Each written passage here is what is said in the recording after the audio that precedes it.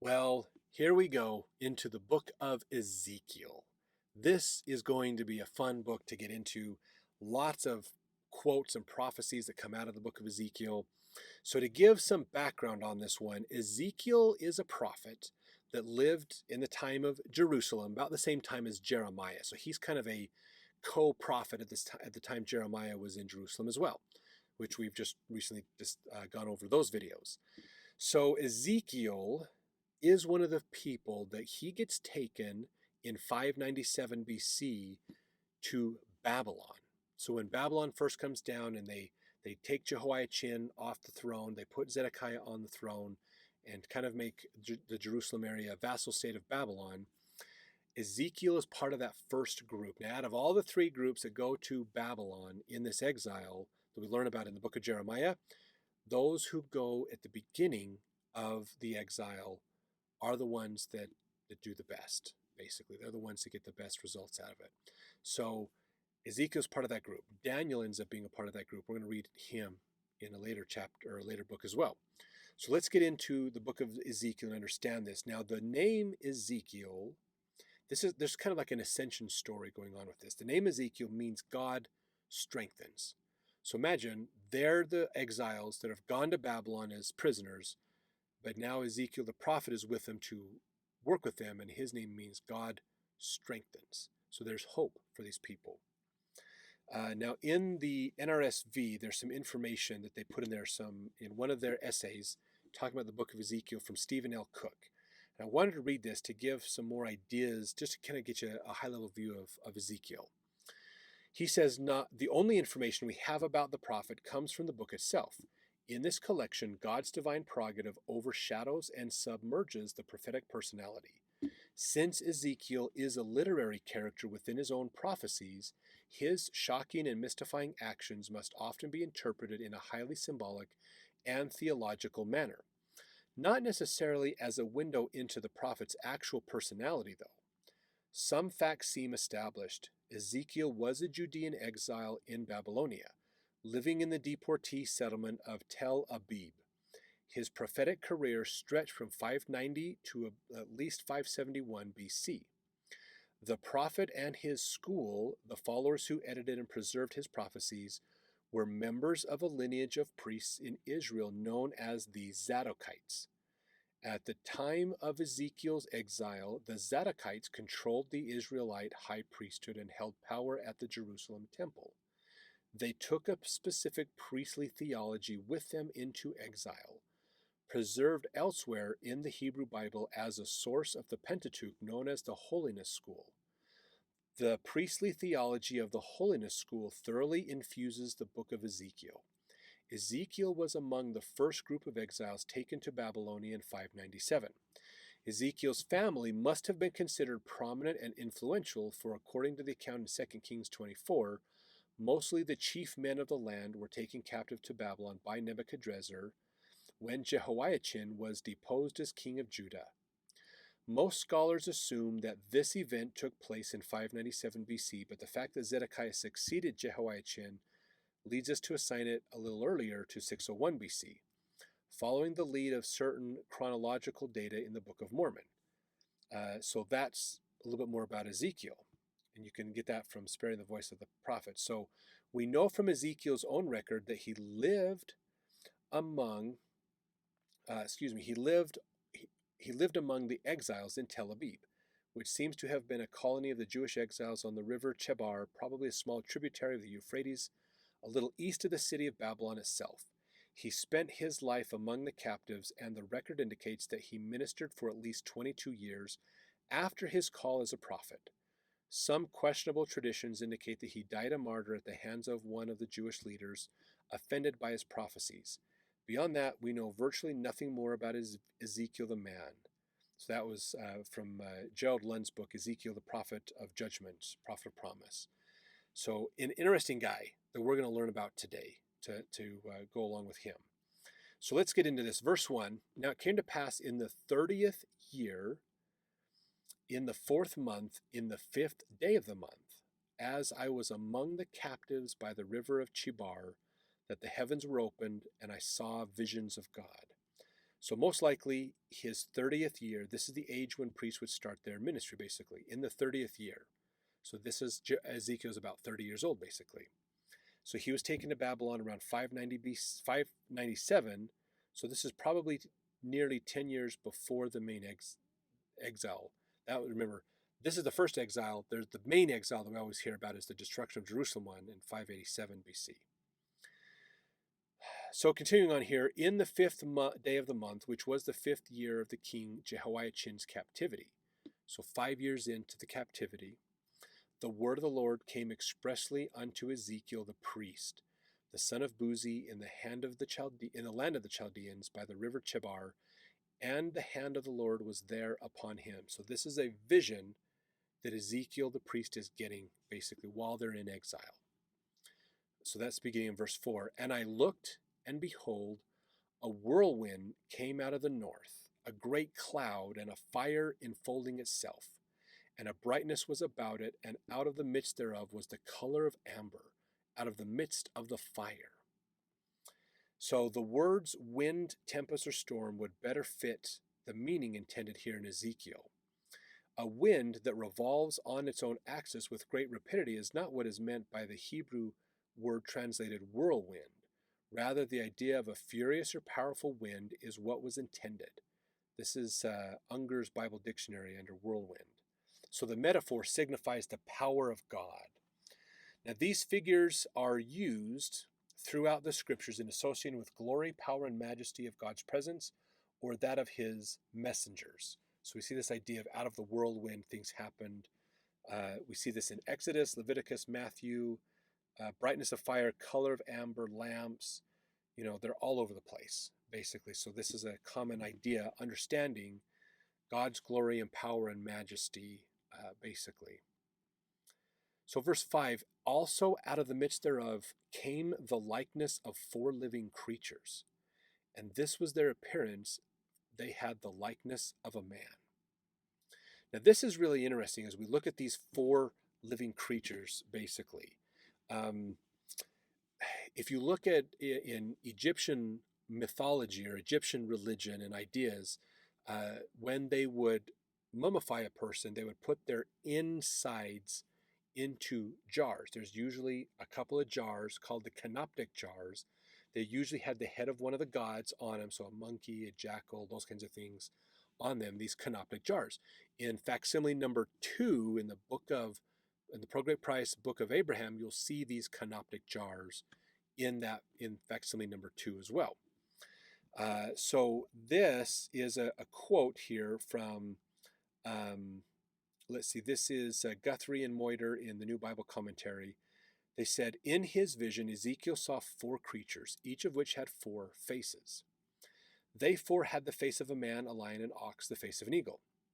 The Apostle John had a similar vision. This is Book of Revelations.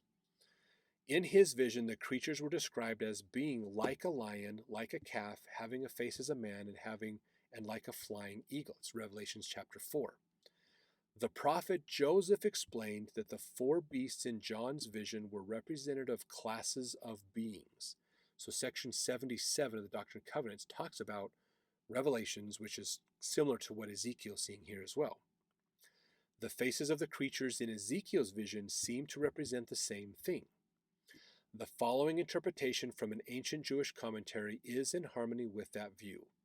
Man is exalted among creatures. The eagle is exalted among birds. The ox is exalted among domestic animals. The lion is exalted among wild beasts. And all of them have received dominion and greatness has been given them, yet they are stationed below the chariot of the Holy One. So they're great, but they're not as great as God. They're still below God, basically. Ezekiel saw that the throne of God was above the creatures. The placement represents his having dominion over all living things, basically. Though he provides the means for all his creations, both human and animal, to enter into eternal glory, each in their appropriate order. So that's what we're going to learn more about as we go through this. So let's keep moving forward here with verse 6. Everyone had 4 faces. Everyone had 4 wings. So every creature had 4 faces, and every creature had 4 wings on them too. Wings, oftentimes in these revelatory experiences, represent freedom to act or freedom to move, basically. Verse 7, and their feet were straight feet. Now, the word straight means standing upright, not bent, as when sitting or kneeling. So they're standing up, basically. That's according to Kyle and Delitzsch, the commentary. So the creatures did not travel as a person travels when walking, basically. They kept their feet straight as they moved. And the sole of their feet was like the sole of a calf's foot, and they sparkled like the color of burnished brass. And they had the hands of a man under their wings on their four sides, and they four had their faces and their wings. Their wings were joined to one another. So the creatures were in complete harmony with each other. They moved in unison, basically. They turned not when they went every one straight forward. As for the likeness of their faces, they four had the face of a man, and the face of a lion on the right side, and the four had the face of an ox on the left side. They four also had the face of an eagle. When we look at this idea, in Revelation, again, we talk about this idea in the John Saw. Many people think these mean the exaltation of God. They are the kings of their species, kingdoms, and can also be showing the four cardinal directions. So you think about it, these four, they kind of show the kings or the rulers of the four types of people. The man is the ruler of everything, eagles are rulers of the birds, ox, like we had talked about earlier. But they can also represent the four cardinal directions as well.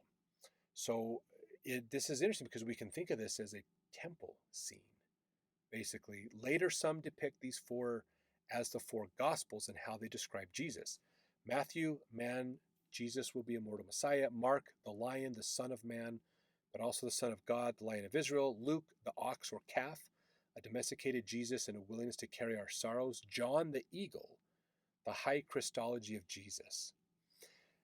So this could be interesting to look at this too. So we're seeing these images representing amazing ideas about heaven, about perfection, about harmony, Christ. All these things are kind of come together in here. So I mean, this is pretty wild to think about how this all comes together and what this means.